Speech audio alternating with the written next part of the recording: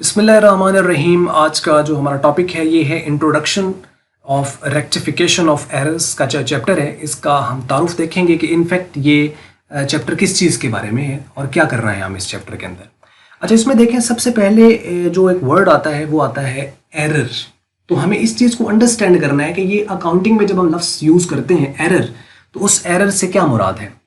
तो एरर से ये मुराद है कि हर वो आइटम जो कि अकाउंटिंग में रिकॉर्ड होना था और आपने नहीं रिकॉर्ड किया, या एक रिकॉर्ड नहीं होना था और आपने उसको रिकॉर्ड कर दिया, मीन्स के रियलिटी के खिलाफ चले गए। मतलब कि जो कि होना चाहिए था अकाउंटिंग के प्रिंसिपल के मुताबिक या उसकी रिकॉर्डिंग सिस्टम के मुताबिक या सही बुक्स में उसको रिकॉर्ड जहां पर होना था, अगर उसको वैसा नहीं किया गया, कोई भी रूल वायोलेट हो जाता है अनइंटेंशनली, मतलब जानबूझकर नहीं किया गया, अनइंटेंशनली, ना चाहते हुए, बस गलती, जैसे ह्यूमन एरर है, तो इससे मुराद वो वाला एरर है। अकाउंटेंट है, इंसान है, ऑब्वियसली उससे गलती हो जाती है लिखते वक्त, तो अब ये वो एरर्स कहलाएंगे।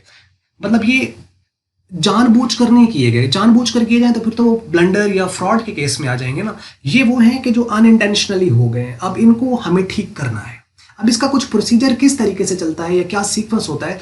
तो एरर्स को सबसे पहले आप समझें कि अब एरर क्या है, हम किसको कहेंगे। जैसा कि एक अकाउंट की डेबिट साइड पे हमने एक रकम को रिकॉर्ड करना था और हमने उसको डेबिट साइड पे रिकॉर्ड नहीं किया है, तो भी वो एरर है। या एक डेबिट साइड पे रिकॉर्ड करना था और हमने उसको क्रेडिट साइड पे रिकॉर्ड कर दिया, ये भी एक एरर है। या उसको क्रेडिट साइड पे रिकॉर्ड करना था और हमने उसको दूसरी डेबिट साइड पे रिकॉर्ड कर दिया। या एक ए अकाउंट में हमने उसको रिकॉर्ड करना था, लेकिन हमने ए अकाउंट में रिकॉर्ड नहीं किया, साथ वाले अकाउंट बी अकाउंट के अंदर रिकॉर्ड हो गया। रकम हमने 5,000 लिखनी थी, हमने कम लिख दी, 500 लिख दी। या 500 लिखनी थी या उसके ऊपर हमने 5,000 लिख दी, जीरो ज़्यादा डल गया रिकॉर्ड करते वक्त, एंटर करते वक्त। तो मतलब इस तरह को कोई एरर आ सकता है। या आपके पास स्पेसिफिकली कोई एक अकाउंट था और उसकी पूरी एंट्री की पूरी एंट्री ही पास नहीं की गई, या उसका कोई एक एस्पेक्ट रिकॉर्ड कर लिया गया, या एक पर्टिकुलर अकाउंट जो था उसको जो है वो रिकॉर्ड करना था, लेकिन उस नेचर के अकाउंट को आपने समझा नहीं। जैसे एक वेजेस का अकाउंट है, तो वो वेजेस के अकाउंट को जाने थे लेकिन आपने किसी दूसरे अकाउंट को चार्ज कर दी। मीन्स के अकाउंट की गलती हो सकती है, अमाउंट की गलती हो सकती है, साइड की गलती हो सकती है, किसी प्रिंसिपल की गलती हो सकती है। तो इस तरह के कुछ एरर्स आते हैं जिन्हें हमें रेक्टिफाई करना है।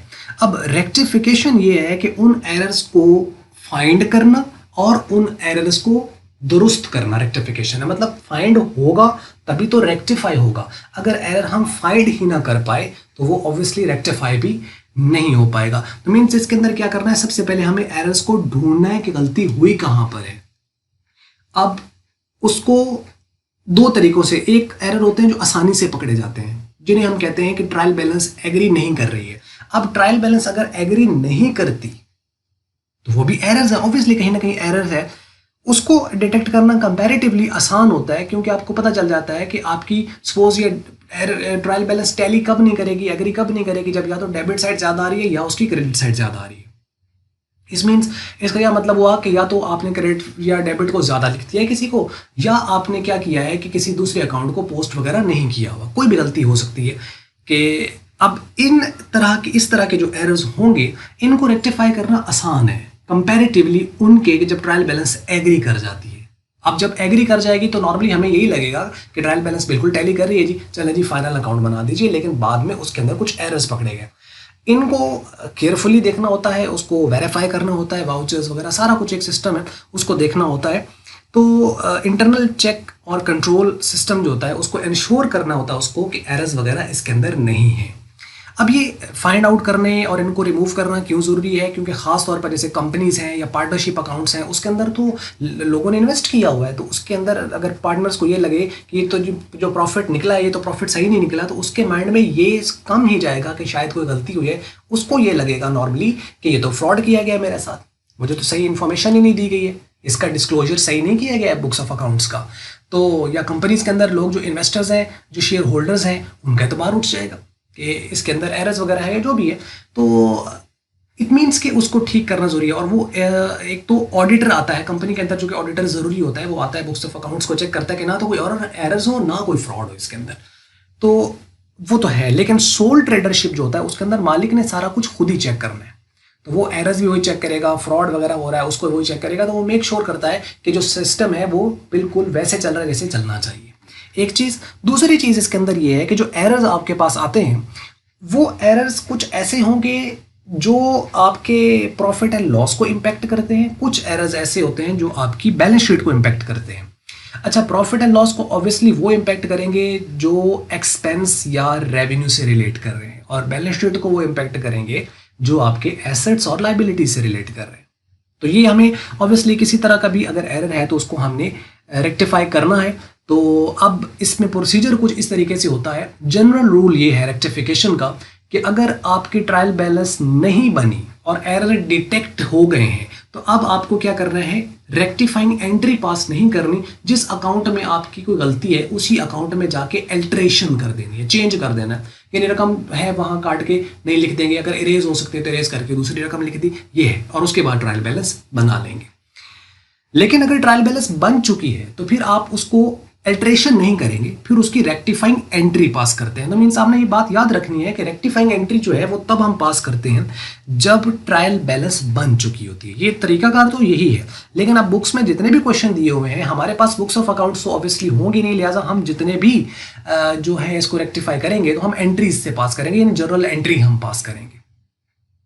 और दूसरी बात यह है कि इसमें आप याद रखिएगा कि जनरल एंट्री अगर हमने रेक्टिफिकेशन की पास करनी है तो उसके लिए हमारे पास साउंड नॉलेज होना चाहिए जर्नल का, स्पेशल जर्नल का भी और जनरल जर्नल का भी, और कैपिटल और रेवेन्यू वाला जो चैप्टर है उसका भी आपको साउंड नॉलेज होना चाहिए। क्योंकि अगर ये आपको बेसिक्स क्लियर होंगी तो तब आप इस रेक्टिफिकेशन वाले चैप्टर को अंडरस्टैंड कर पाएंगे, क्योंकि ये कोई रट्टा नहीं है, इसका तरीकाकार होना है और आपने गलत चीज़ को ठीक करना है। तो गलत चीज़ को ऑब्वियसली वही ठीक कर पाएगा जिसको सही चीज़ का मालूम है, इल्म है।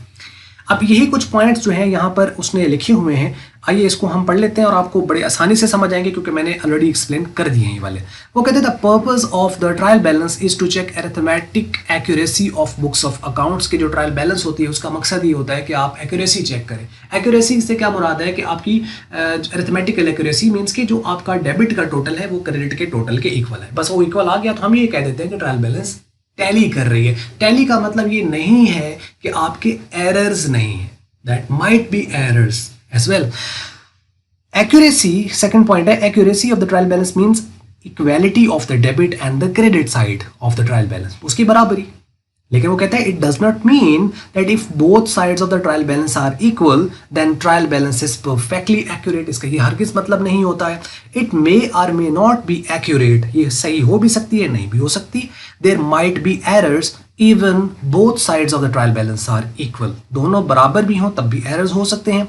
Thus, in order to bring the books of accounts accurate, we have to rectify the books of accounts either through alteration in amount or by passing rectifying entry। वो मैंने बता दिया कि या तो हम alteration से हम उसको ठीक करते हैं तो या फिर rectifying entries से पास करते हैं।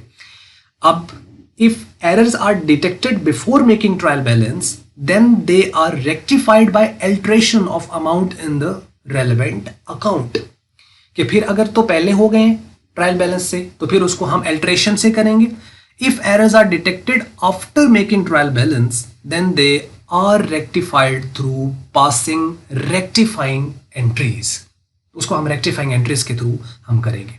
तो ये पॉइंट्स आपको समझ लग गए होंगे। ये कुछ बेसिक इंट्रोडक्शन था, इस हवाले से आपको पता चल गया होगा एरर्स और रेक्टिफिकेशन का मतलब उसको ठीक करना। तो रेक्टिफिकेशन ऑफ एरर्स का ये चैप्टर है। अब हम इसको वन बाय वन एरर्स की कैटेगरीज को देखेंगे कि ट्रायल बैलेंस जिससे एग्री हो रही है वो कौन से हैं, जिससे नहीं हो रही वो कौन से हैं। फिर हम उसकी टाइप्स को देखेंगे और फिर हम उसकी प्रोसीजर देखेंगे कि किस तरह इसको रेक्टिफाई करना है, और साथ हम प्रॉब्लम शुरू कर देंगे और लास्ट पे इसके MCQs करके और चैप्टर एंड हो जाएगा। बस इतना से ये चैप्टर है। तो बस ये थी वीडियो। अगर आपको मल्टीपीडिया की ये वीडियो अच्छी लगी तो इसको आप लाइक कर लें, शेयर कर लें दूसरों के साथ। अगर आपको अच्छी नहीं लगी है तो इसको आप कर दें डिसलाइक। और वीडियो देखने का हमेशा की तरह बहुत बहुत शुक्रिया।